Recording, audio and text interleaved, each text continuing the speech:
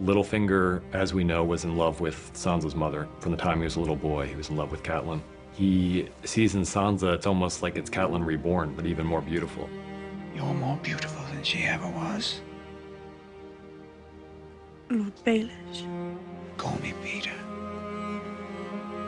You get the sense that he's wanted this for a long time, of this kiss, and he finally allows himself that pleasure and kind of shocks Sansa, and obviously was not aware that Lysa might be somewhere within eyeshot. You don't understand. I saw you!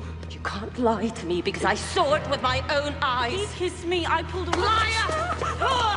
He is mine! My father, my husband, my sister, they all stood between us and now they're all dead. That's what happens to people who stand between Peter and me. Well, something that becomes clear in the 5th episode that's reiterated here in this much more emotionally volatile scene is that Lysa and Littlefinger are actually the people who set the entire story in motion. The story we've been watching for, I guess, 37 hours at this point. They've arguably had more influence on the events in this world than any other two people in the story. Sansa probably doesn't quite catch this in the moment, of course, because Lysa is threatening to throw her through the moon door by her hair. Lysa's batshit crazy. She's prone to these tantrums. This one is actually justified. She's just married this guy, and she's been suspicious about this beautiful young woman. Even though it's her niece, she's still suspicious about Sansa because anytime she sees her husband with a much younger, prettier girl, she's gonna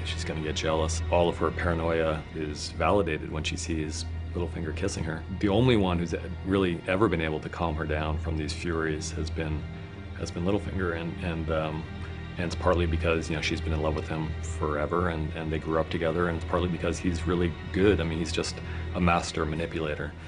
And so it plays out as if it's going to be another one of those times where no one else could have possibly taken her quite literally off the ledge there and saved Sansa, but he does it, and you kind of think like that's how it's going to end. And then there's that wonderful moment where he says, I have only loved one woman.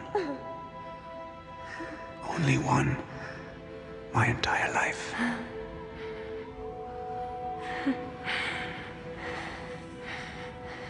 Your sister.